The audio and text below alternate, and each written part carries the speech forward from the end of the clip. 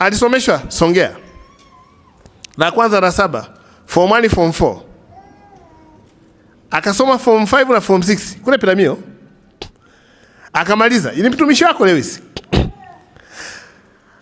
Akamaliza akaenda chuo kikuu cha Dodoma. Akasoma degree akamaliza. Binti akawa hana kazi. Baadaye akaolewa. Mume aliyemuoa mtumishi wetu sisi huko Njombe. Baba yake alikuwa ni mtumishi Songea. Akastaafu. Binti akamfuata baba yake. Akamwambia, baba, nimeona fursa kule Njombe. Fursa gani? Nikipata mashine za kusaga mimi nitaendesha maisha yangu, mmangu abaki anafanya kazi. Baba yake akampa sehemu ya pensheni yake. Akanunua zile mashine. Akaanza biashara ya kusaga na kukoboa. Siku moja akaenda kule nyumbani kwao Songea. Mamaka akamwambia, unaendeleaje na ule mradi? Akamwambia, naenda vizuri. Kumbe alikuwa anakuazika mamaka anapomuuliza. Akamwambia, mama, mbona unaniuliza? Kwani mimi tu nimepewa hela? Mbona una watoto hapa waulizi? Akamwambia, sisi tumekuuliza tu kwa sababu kwanza unakaa mbali. Tunataka kujua unavyoendelea. Akarudi Njombe. Akakodisha gari. Kwanza hapo katikati akaenda akamfuata babake tena. Akamwambia, baba, samani, ile biashara kidogo nimeyumba, naomba uniongezee mtaji. Mzee akamwongezea milioni 7. Akaenda kufanya ile biashara. Akienda nyumbani, mama anampigia simu, unaendeleaje? Baba anampigia. Wadogo zake wanampigia. Wamezaliwa 6.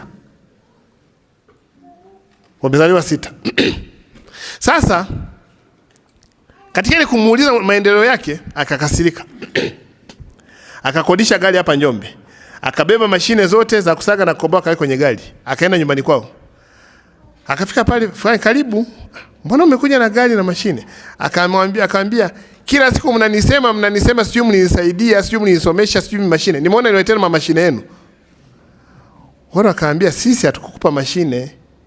Sisi ni mtoto wetu, tunakuuliza tu maendeleo. Akaambia, kila siku unaanza kuizoa maendeleo. Kwani mimi siwezi kujitegemea? Akachukua mashine akashusha hapo akaondoka. Siku zimeenda. Babaka akaugua. Alipougua akapigiwa simu. Babako anaumwa. Hakwenda. Baba akapata stroke mwaka wa kwanza, haendi. Mwaka wa pili, haendi. Mwaka wa 3, haendi. Baba akafariki. Akaletewa ujumbe, baba amefariki. Mme akajiandaa. Watumishi wenzake huku Njombe wakaenda kumpa pole, mkwe amefariki. Unanielewa? Yule binti ambaye babaka amefariki alienda kwenye gari ya mume wake akatoa switch. Akaambia, mimi ni babangu, kama mimi siendi kuzika kwa wewe unaenda. Hakwenda kumzika babake. Akakaa mama kule akalia peke yake na watoto na nini, wakazika. Akambroke mamake. Hakuna mawasiliano. Kesi ikaja kwangu. Nikamuita mtumishi na mke. Nikamweleza kuna jambo hili na hili. Akaniambia, ni kweli. Huyu mtu ni baba yako kabisa? Ndio. Alikusomesha? Alinisomesha. Akaugua kwenda kumuona? Sikwenda kumuona. Akafa kwenda kuzika? Sikwenda kuzika. Kwa nini umefanya mambo yote haya? Akasema alikuwa ananisema sana kwa sababu alinisaidia hela yake ya pension kununua mashine. Na nikamrudishia na mashine. Huyu mama yako alikosea nini? Na yeye aliungana watoto wake na mume wake. Nikamwambia, sio mume wake, baba yako. Sema aliungana na watoto wake na baba kwa ajili ya kunisema. Ukambroke kabisa mama yako? Ni kweli nikambroke. Leta simu. Mama yuko blocked. Una miaka mingapi hujaongea na mama? Miaka 3. Nikamuuliza mwanamume, huyu ni mke wako wa ndoa? Ndio. Ulimuoa mtaani ba au wapi? Sema nilichumbia nyumbani. Ulionana baba mkwe wako? Ndio. Baba mkwe aliyemzaa huyu? Ndio. Na mama mkwe? Ndio.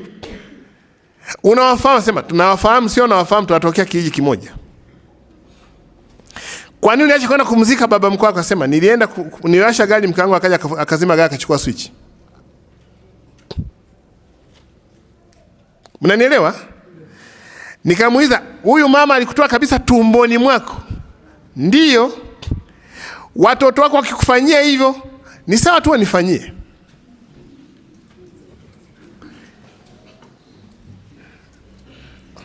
Ni habari ya ukweli, sio kwamba watu wamekufa, wapo na wanaishi Njombe.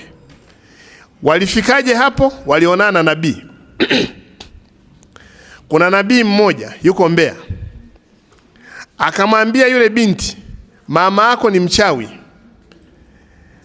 na baba yako ni wachawi, hamtakaa mpate maendeleo yoyote kama utaenda kwenu. Kwa mnana kufanya, jitenge nao, na namna kujitenga, vitu vyote ambavyo vilitoka kwao virudishe. Nikaambia, kwa nini usiende kumwambia mama yako mrudishie ile uchungu aliyokusukuma siku anakuzaa? Nenda ukalivesi mbegu za babako za kuleta duniani.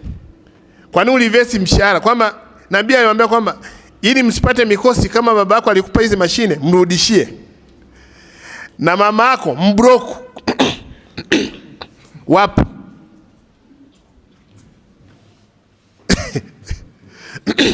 wapo ni watumishi kwenye halmashauri ya bwana. Mmenielewa? Katika kufuatilia tukajikuta kwamba nabii ameingia, na yule mwanaume naye babake akaja akaugua, hajaenda kugusa babake, na yule mwanaume kakake ni mkurugenzi kama wakurugenzi hao hapa. Kaka yule mwanaume ni mtumishi wetu huko, alafu kakake mwingine, huyo kakake naye ni mkurugenzi. Na akaanza kunipigia, bwana ana shida hapo na mtumishi wako hivi na hivi. Nikamwambia, wewe ni mkurugenzi, chukua jukumu. Unaona hayo malezi? Wakaenda wakachukua mikopo wakampa nabii. Wakaenda wakachukua gari yao wakampa nabii. Baadaye wakaambiwa kwamba huku upepo wa huku na Songea ni karibu, watakuwa na rogo hata kwa upepo. Mwanamke akaama akahamia Mbeya. Mtumishi akabaki huku. Mtumishi yupo, ni mtumishi wetu huku Njombe. Wakaambia kusomesha watoto ni mkosi, wakatoa watoto wao shuleni wakapelekwa Mbeya. Nabii ndiye anayechukuliwa mikopo na mtumishi wetu.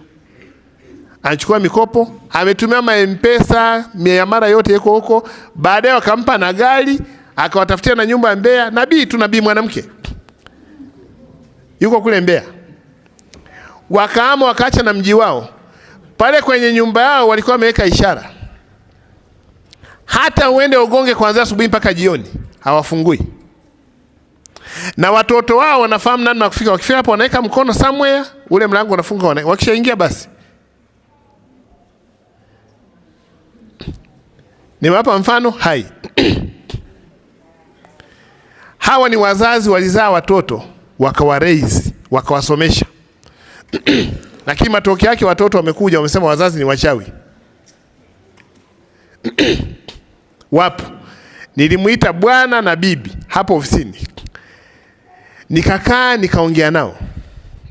Nikakansel. Na muuliza yule binti, sijai kuona mtoto wa kike, baba anafariki, anasema siendi kuzika. Na muuliza mama yako, amembroku mama yake miaka 3. Nikamuuliza mama yako akifa uende kuzika? Siendi. Hawa ndugu zako katika nyewe 6, nani rafiki yako? Anasema wote sio marafiki zangu. Nabii amemwambia wote ni wachawi, ukiongea nao utapata mikosi. Na amekuja amemuinfluence na mume wake. Na mume naye akaacha kwenda kwenye upande wa wazazi wake. Baba wa mume amekaa kwenye stroke, mume haendi. Na huyu akafunga milango ya ndugu wote wa upande wake yeye na upande wa mume, wote wachawi. Kwa wanamsikiza mtu mmoja tu, nabii wao. Hayo mtakutana nayo huko. Mmenielewa?